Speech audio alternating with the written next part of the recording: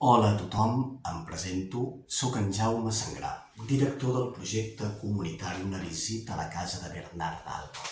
Què significa comunitari? Significa que és un projecte obert a tothom. Tinguem o no experiència prèvia en teatre, dansa, obert a tothom, us convido a participar-hi, val molt la pena.